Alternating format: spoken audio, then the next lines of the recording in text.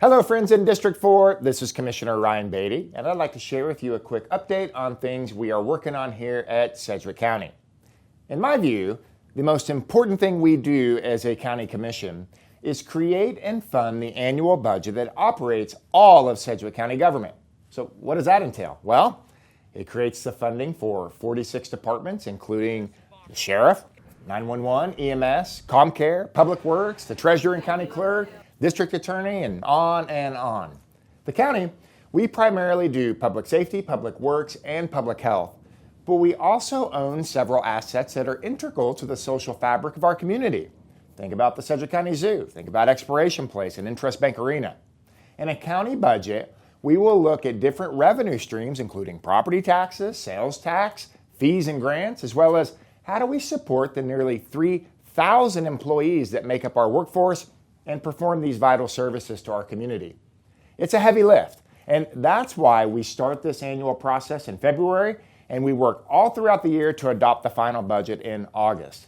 As I head into my third budget as your commissioner, I'm always looking to find more creative ways to receive your feedback.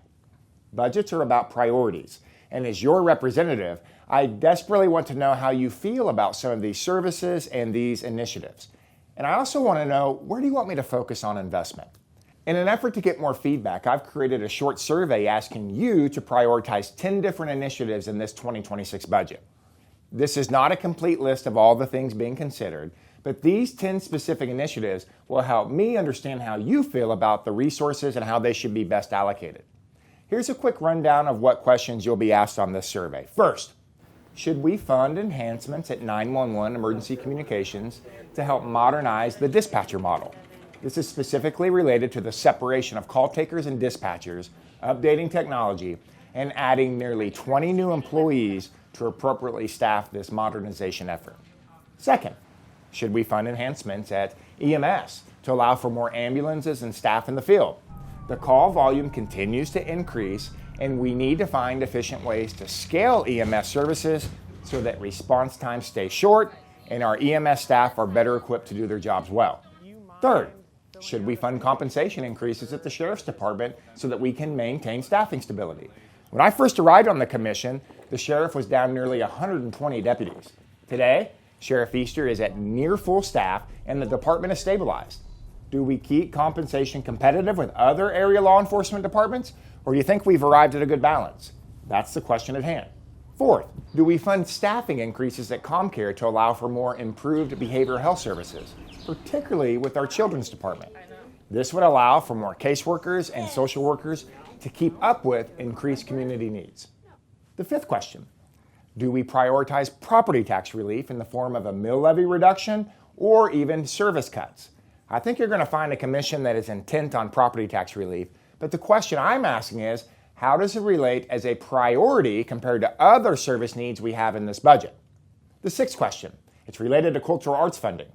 Do we maintain funding levels to cultural arts amenities like the zoo and Expiration Place and Interest Bank Arena?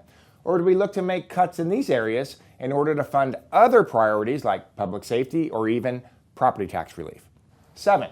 Do we support the remodel of a new juvenile corrections campus to better serve at-risk youth in Sedgwick County? Our residential facility is on the CIP list to remodel in a way that will bring in multiple juvenile services under one roof, as well as invite more community partners to serve these youth. Where does this project rate on your list of priorities? Number 8, and this really is kind of a broader question on strategic direction. Do we introduce a ballot initiative in an election that gives voters the choice to fund certain projects and services with more sales tax revenues in exchange for reducing our dependence on property taxes? This is a topic that's been talked about frequently at the commission level. Do we keep property taxes funding core services like public safety? And do we use sales taxes to fund cultural arts like the zoo? This is how we funded the construction of Interest Bank Arena 15 years ago. So is this an opportunity to do something similar today? That's the question. Number 9, another question on strategic direction. Do we work to find budget savings and service efficiencies by sharing more services with the city of Wichita? Think about parks, cultural arts, think about fire training and other redundant services that both local governments do. How would you prioritize efforts to consolidate more departments and services? And lastly, should we look to increase CommCare resources, and particularly mental health services, to the homeless population at the multi-agency center, which is now called Second Light?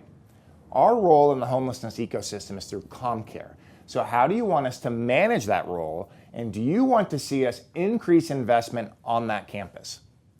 Your participation in this short survey is going to be incredibly helpful, so I want to thank you in advance. All in all, there's a lot to consider, and I promise every penny in this budget will have a purpose, and I want you to know that what's important to you is also very important to me.